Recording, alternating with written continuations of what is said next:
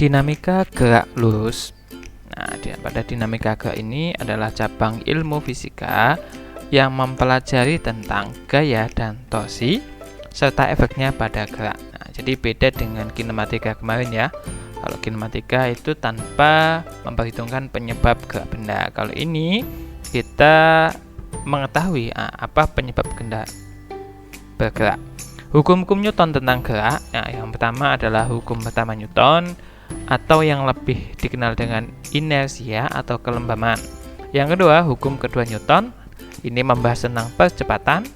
Dan hukum ketiga Newton tentang gaya aksi reaksi. Nah, kita akan membahas detail tentang ketiganya. Yang pertama ada hukum pertama Newton. Nah, jadi suatu benda yang awalnya diam akan tetap diam, atau yang awalnya bergerak lurus beraturan akan tetap bergerak lurus beraturan jika resultan gayanya sama dengan 0. Ya. Nah, ini lebih dikenal dengan hukum inersia atau hukum kelembaman. Nah, masih asing ya apa itu inersia dan kelembaman. Jadi secara matematis bisa dituliskan sigma F itu sama dengan 0. Jadi tadi resultan gayanya sama dengan 0. Nah, awalnya diam, dia akan tetap diam. Awalnya bergerak lurus, akan tetap bergerak lurus. Jadi sigma F sama dengan 0 tidak selalu diam, tapi sesuai dengan kondisi awalnya. Nah, ini yang dimaksud dengan inersia. Sebagai contoh hukum pertama Newton, kejadiannya itu adalah yang pertama misalkan mobil yang melaju kencang terus tiba-tiba direm mendadak. Nah, maka penumpang yang ada di dalamnya akan terlempar ke depan. Itu kejadian yang pertama. Kejadian yang kedua, misalkan buku yang di atas meja diletakkan di atas kertas, buku diletakkan di atas kertas kemudian ditarik. Maka kalau dia pelan nariknya, maka dia ikut. Tapi kalau kencang, maka dia akan tertinggal. Nah, setiap benda akan berusaha mempertahankan posisi awalnya. Kalau awalnya diam, maka akan berusaha tetap diam. Yang awalnya bergerak lurus akan berusaha bergerak lurus. Itulah yang dimaksud dengan kelembaman. Kemudian kita lanjut pada hukum kedua Newton. Jadi percepatan benda itu akibat oleh gaya. Nah, jadi kalau ada gaya nanti akan ada percepatan. Nah, berapa percepatannya itu berbanding lurus dengan besarnya gaya dan arahnya, dan berbanding terbalik dengan masanya. Nah, bisa dituliskan sigma F sama dengan M kali A, di mana sigma F adalah resultan gaya yang bekerja pada benda. Kemudian M-nya adalah massa dalam kilogram. Kemudian A adalah percepatan benda. Ya, percepatan sistem di sini. Selanjutnya ada hukum ketiga. Hukum ketiga Newton. Jika suatu benda memberi gaya aksi kepada benda lain, maka benda lain itu akan memberikan gaya reaksi yang sama kepada benda awal, namun arahnya berlawanan. Bisa dituliskan adalah F aksi sama dengan min F reaksi. Min ini menunjukkan arahnya berlawanan. Sebagai contoh misalkan, nah ini menurut hukum ketiga Newton diketahui bahwa yang pertama, aksi reaksi bekerja pada dua benda yang berbeda. Jadi bukan satu benda, tapi dua benda yang berbeda. Kemudian, aksi reaksi tidak saling meniadakan satu sama lain. Yang ketiga adalah aksi reaksi dapat menyebabkan salah satu atau kedua benda diam atau bergerak. Jadi sesuai dengan nanti sigma F-nya bagaimana. Kemudian hukum ketiga Newton ini contohnya adalah misalkan ya, kamu bersandar di dinding. Jadi ketika kamu bersandar di dinding, kita akan memberikan gaya ke dinding. Nah, saat yang sama maka dinding akan memberikan gaya reaksi kepada kita. Ataupun misalkan contoh kedua, ya, ada laptop di atas meja, maka meja akan menerima gaya dari laptop, bersamaan ada gaya reaksi dari meja ke laptop. Oke, contoh soal. Nah, ini contoh soal yang pertama. Nih, dua balok M1 dan M2 ini berada pada bidang datar licin dan kedua balok dihubungkan dengan seutas tali. Nah, kedua balok ditarik dengan gaya 12 Newton secara horizontal. Berapakah percepatan sistem tersebut? Oke, dari soal ini bisa digambarkan sebagai berikut. Ya, M1 dan M2 dihubungkan dengan tali dan ditarik gaya 12 Newton seperti gambarnya. Nah, dari soal ini ditanyakan percepatan sistem A. Maka kita punya sigma F itu adalah M kali A. Sigma F-nya adalah 12 Newton, ini sendirian ya. Kemudian M-nya ini M1 dan M2 gabung karena dihubungkan dengan tali, maka bisa ditulis 12 Newton sama dengan 1 kilo tambah 2 kilo kali A. Sehingga A-nya adalah 12 Newton dibagi 3 kg ketemu 4 meter per sekon kuadrat. Nah, ini ya. Ini hukum kedua Newton.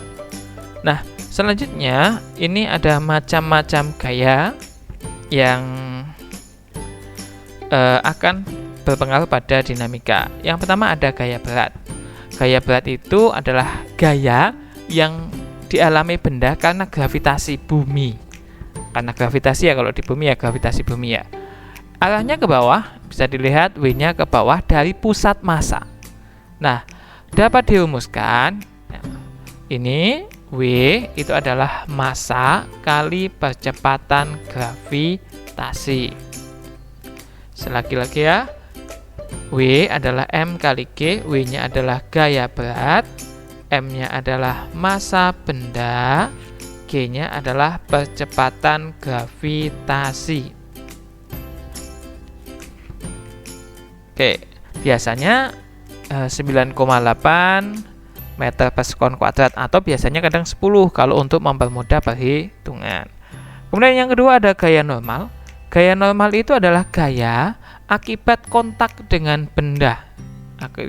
Jadi misalkan ada buku berada di atas meja. Nah, nanti buku menerima gaya normal dari meja. Nah, itu arahnya tegak lurus terhadap bidang. Besar gaya normal bergantung pada kondisi. Nah, yang pertama pada bidang datar. Kalau pada bidang datar seperti ini, nah bisa dilihat sigma F sama dengan 0. Ke atas dan ke bawah nilainya harus sama karena benda itu diam. Maka N akan sama dengan W. Ya. N sama dengan W, harus sama. Kalau tidak sama berarti nanti dia bergerak.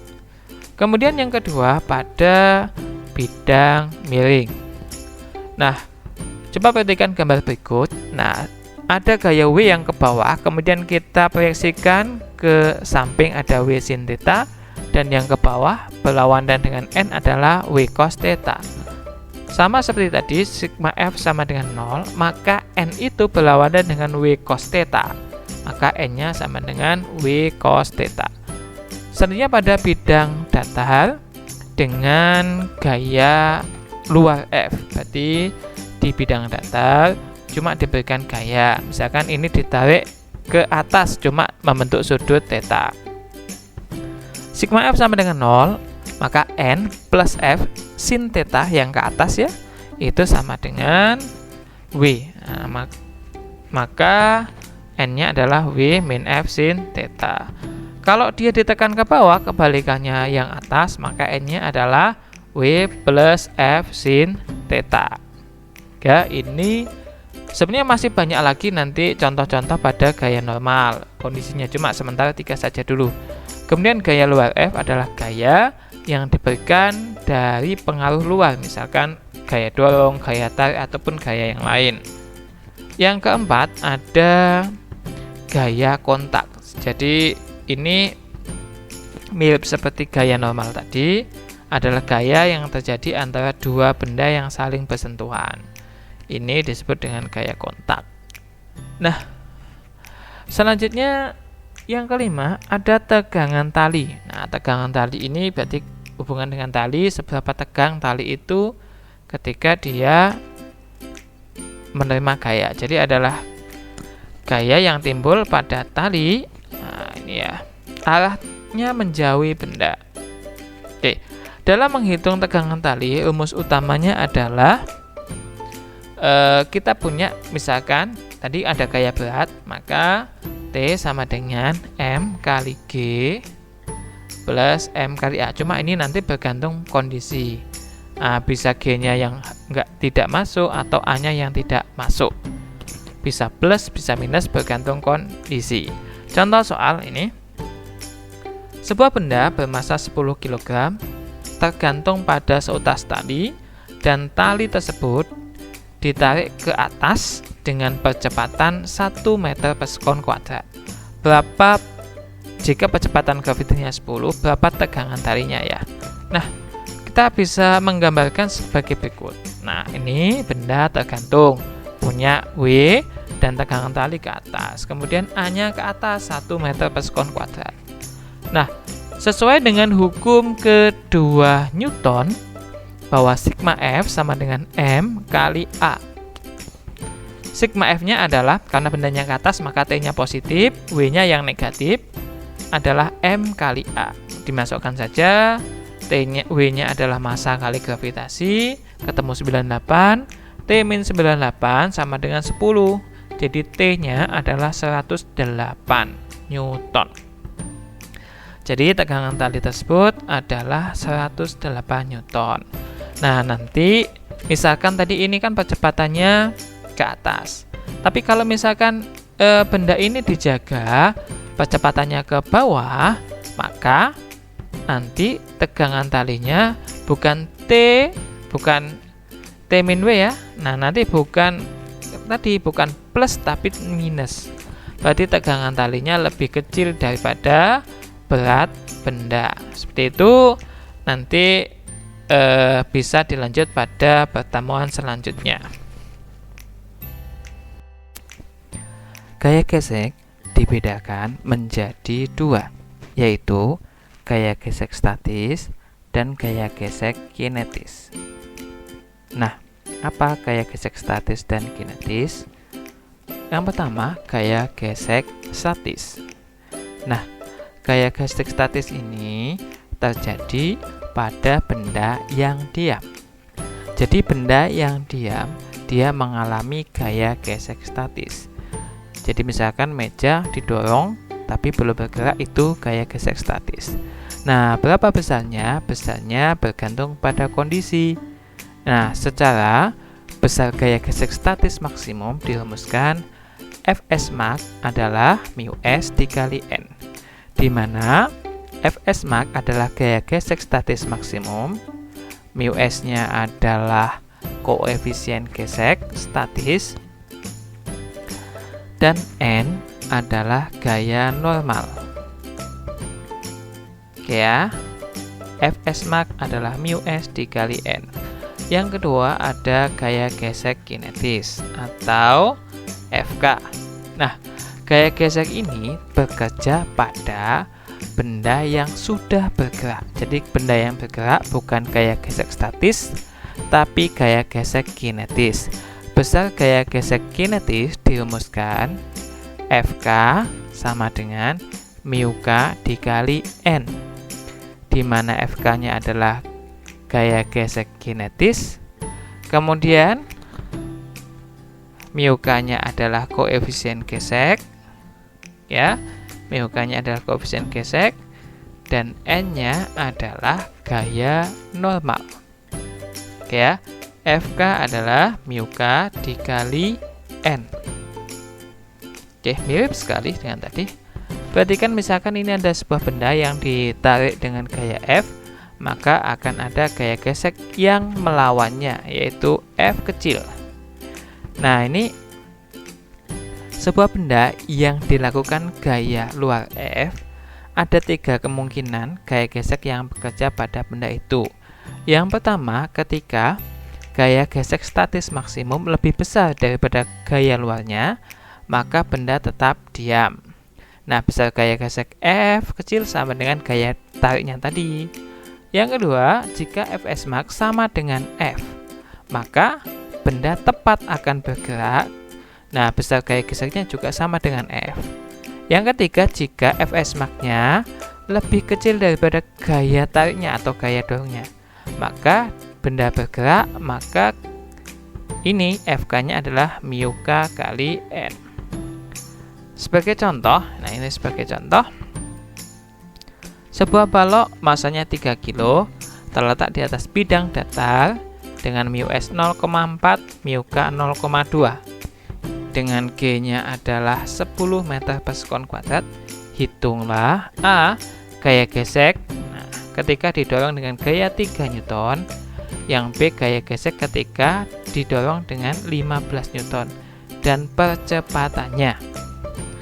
Oke, dari soal diketahui masanya 3 kg, mu s-nya 0,4, mu k-nya 0,2, dan G 10 meter per sekon kuadrat. Langkah pertama, kita hitung dulu batasannya, yaitu Fs max. Berapa Fs max? Nah, Fs max tadi adalah mu s dikali N. Ya, mu s-nya adalah 0,4 dikali N-nya adalah gaya berat M kali G. Maka Fs max-nya adalah 0,4 kali 3 kg kali 10 meter per sekon kuadrat. Maka Fs max-nya didapatkan 12 Newton. Ini batasannya. Nah, oke, langkah kedua kita tentukan bendanya bergerak atau tidak. Jadi kita tahu, nah, gaya gesek yang bekerja sama dengan apa? Yang pertama tadi didorong atau ditarik dengan gaya 3 Newton. Kita tahu 3 Newton itu lebih kecil dibandingkan dengan Fs max 12 Newton tadi. Nah, karena gaya tariknya lebih kecil daripada gaya gesek statis maksimum, maka benda tetap diam. Sehingga gaya geseknya sama dengan F, yaitu 3 Newton. Selanjutnya, nah, tadi didorong diberikan gaya sebesar 15 Newton. 15 Newton ini lebih besar dibandingkan dengan Fs max. Maka benda akan bergerak. Nah, kalau bergerak maka sudah gaya gesek kinetis. Nah, berapa besarnya? Fk adalah mu k dikali N. Mu k-nya adalah 0,2, N-nya 30 Newton tadi ya sudah. Maka F-nya ketemu 6 Newton. Ya, ini adalah gaya gesek yang bekerja ketika diberikan gaya 15 Newton. Berapa percepatannya? Kita punya sigma F itu sama dengan M kali A. Ya, hukum kedua Newton. Nah, sigma F-nya ini adalah gaya tariknya tadi dikurangi gaya gesek kinetis adalah M kali A. Maka 15 min 6 sama dengan 3A. A-nya ketemu 9 dibagi 3 adalah 3 meter per sekon kuadrat. Jadi percepatan sistemnya adalah 3 meter per sekon kuadrat. Nah, ini adalah salah satu contoh aplikasi kalau di dalam soal untuk menyelesaikan soal gaya gesek. Oke, nanti coba lagi.